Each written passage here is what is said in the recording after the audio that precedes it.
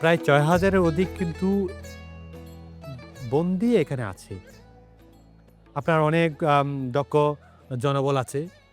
আপনি কোনো এই চট্টগ্রাম কেন্দ্রীয় কারাগারের জন্য কোনো জনবল সংকটে ভুগছেন কিনা? আপনি জনবল নিয়ে কোয়েশ্চেন করলেন। আসলে অ্যাজ এ হোল বাংলাদেশ জেল কিন্তু তীব্র জনবল সংকটে ভুগছে। আ আ এই আপনার যদি গত ১ বছরে আমাদের টোটাল ৭ টা নতুন ইনস্টলেশন অলরেডি আমাদের চালু হয়েছে।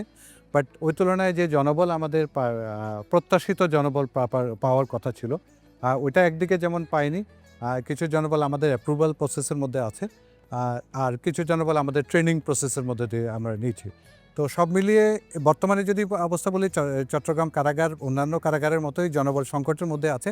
তা এবং যেহেতু ধারণ ক্ষমতার অনেক অধিক, মানে অলমোস্ট ৪ গুণের মতো কাছাকাছি বন্দী আমাদের আছে এখানে। তো এই ক্ষেত্রে আমাদের সকল ক্ষেত্রেই কিন্তু পুরো লজিস্টিক্স সিস্টেমের উপরে কিন্তু তারা একটা প্রেশার ক্রিয়েট করছে।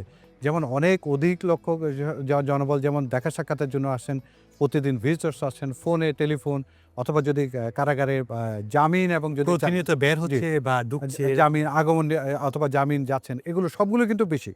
তো এই ক্ষেত্রে আমাদের সব জায়গায় অতিরিক্ত জনবল এবং যে কারণে আমাদের কিন্তু জনবলের উপর একটা কিন্তু কাজের অত্যাধিক চাপ পড়ে যায়। তো এটা এই সংকটটা সমাধানে রূপান্তর করা যাবে? মানে আমরা যেমন সরকারের কাছে প্রার্থনা করছি আমাদের পুরো জেল ডিপার্টমেন্টের জন্য বা কিছু জনবল, প্রায় আমরা ১৫০০ জন নতুন জনবল চেয়েছি। এটা যদি পাওয়া যায় তাহলে হয়তোবা আমরা জনবলগুলো নিয়োগ দিয়ে, কারণ এটা অনুমোদন পেলে তো হবে না, এটাকে আবার প্রসেস করে নিয়োগ করে ট্রেনিং করে নিয়ে আসতে কিন্তু অনেক সময় লাগে।